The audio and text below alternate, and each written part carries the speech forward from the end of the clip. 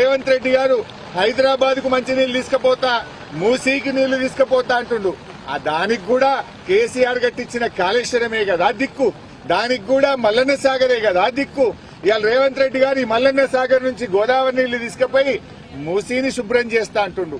హైదరాబాద్ ప్రజలకు మంచి నీళ్లు ఇస్తా అంటుండు. సంతోషమే, కానీ అది ఎట్లా సాధ్యమైంది? కాళేశ్వరం వల్ల సాధ్యమైంది.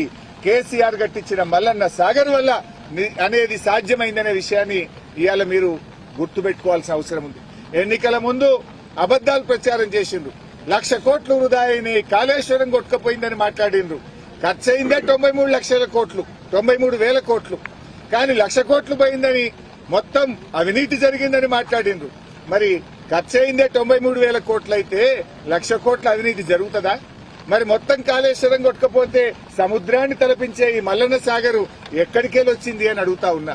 ఇప్పటికైనా అట్లా మాట్లాడే వాళ్ళు వచ్చి ఒక్కసారి మల్లన్న సాగర్ ను చూడండి, కొండ పోచమ్మను చూడండి, రంగనాయక్ సాగర్ ను చూడండి. ఇవన్నీ కాళేశ్వరంలో అంతర్భాగం కాదా అని నేను అడుగుతా ఉన్నా. పోయినసారి ఆగస్టు నెలలోనే చేప పిల్లలు వేశాం. ఇవాళ సెప్టెంబర్ 20 తారీఖు వచ్చిన ఈ ప్రభుత్వం ఇప్పటి వరకు చేప పిల్లలు వేయడం లేదు.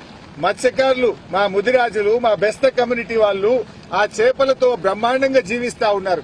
కేసీఆర్ పుణ్యమాని చెరువులు మంచిగైనాయి. చెరువులను ప్రాజెక్టులతో అనుసంధానం చేసిండు కేసీఆర్. కాలం కాకపోయినా ప్రాజెక్టుతో చెరువులు నింపుకునే అవకాశాన్ని కేసీఆర్ ఇచ్చారు. ఇవాళ అన్ని చెరువులు నిండు కుండల్లాగున్నాయి. ఇంకెప్పుడు చేప పిల్లలు వేస్తారు? ఆగస్టులో వేయాల్సిన చేప పిల్లలు సెప్టెంబర్ 20 తారీఖు వచ్చినా ఇయ్యకపోతుంది.